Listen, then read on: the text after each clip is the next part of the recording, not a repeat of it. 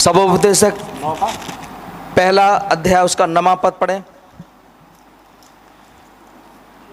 जो कुछ हुआ था वही फिर होगा, जो कुछ हुआ था वही फिर होगा, वही फिर से होगा, और जो कुछ बन चुका है जो कुछ बन चुका है वही फिर बनाया जाएगा, वही फिर बनाया जाएगा। और सूर्य के नीचे हाँ, कोई बात नई नहीं है। आमीन, हालेलुया। एक बार कब्रें खुली और सोए हुए संत चले गए पुराने नियम के। क्या ये फिर से होने वाला है? इसी तरीके से फिर से होगा। बोले हालेलुया। इसी का 3 का 15 पढ़े, 3 का 15 पढ़े। इसी का जो कुछ हुआ वह इससे पहले भी हो चुका, इससे पहले भी हो चुका।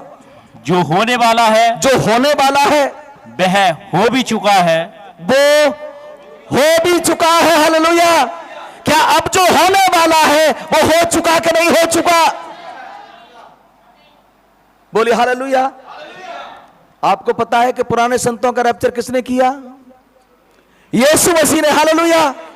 यीशु मसीह एक चाबी है, मास्टर की है वो। बोले हालेलुया। उसने उन पुराने संतों का रैप्चर किया तो वो तुम्हारा भी रैप्चर कर लेगा। हालेलुया। कोई और नहीं करेगा, वही करेगा। बोलिए हालेलुया। और खुदा हाँ, बीती हुई बात को फिर से पूछता है। आमीन, हालेलुया। मेरी बहन, मेरे भाई, बाइबल बताती है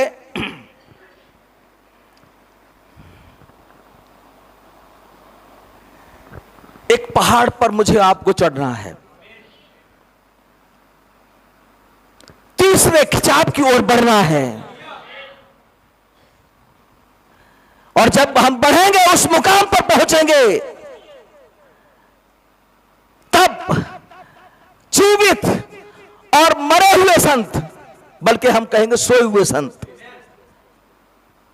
सोए हुए संत और जीवित संत दोनों उस पहाड़ पर तीसरे खिंचाव में एक दूसरे को देखेंगे। यह होने जा रहा है क्या? कुछ लोग तैयार हैं? बोले हालेलुया। मेरी बहन, मेरे भाई, यह होगा, इसमें कोई शक नहीं है। आगे बढ़िए, जरूरत है आगे बढ़ने की। देह बदलाव चाहते हैं आप लोग, मुझे आपको आगे बढ़ना पड़ेगा। बोलिए हालेलुया।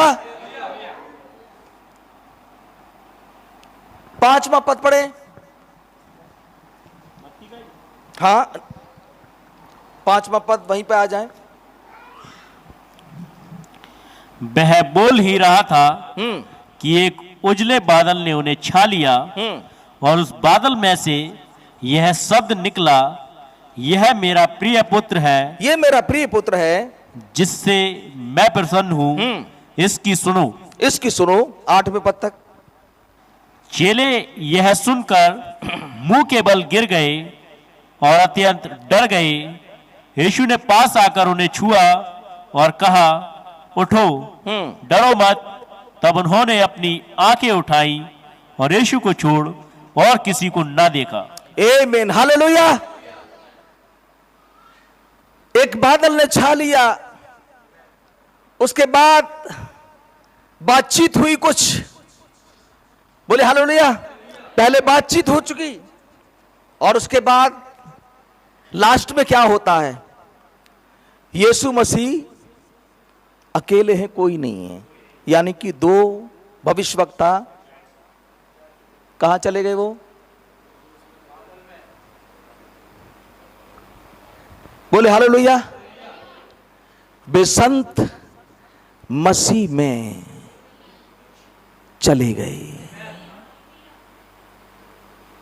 कहां चले गए? बोले हालेलुया। वे संत चले गए। मेरी बहन, मेरे भाई, जीवित संत और मरे हुए संत दोनों एक। बोले हालेलुया। आप समझ पा रहे मेरी बात? किस में? मसीह में। किस में एक होंगे? मसीह में एक होंगे। बोले हालेलुया। तो जीवित संत और सोए हुए संत दोनों एक हो गए मसीह में। अब कौन रह गया? मसीह रह गया। बोले ताली बजाए भाई के लिए। बोले हालेलुया। हालेलुया। मेरी बहन मेरे भाई, और बाइबल क्या कहती है? अब वे दो नहीं परंतु एक तन है। हालेलुया। दुल्हन और दूल्हा अब दो नहीं परंतु एक तन है। बोले हालेलुया। क्या आप समझ पा रहे हैं मेरी भाषा? मैं आपको कहीं ले जा रहा हूं। अब वो वाले संदेश नहीं है। बोले हालेलुया। अब कुछ अलग है। मेरी बहन मेरे भाई, उत्पत्ति 2:24 में क्या लिखा है?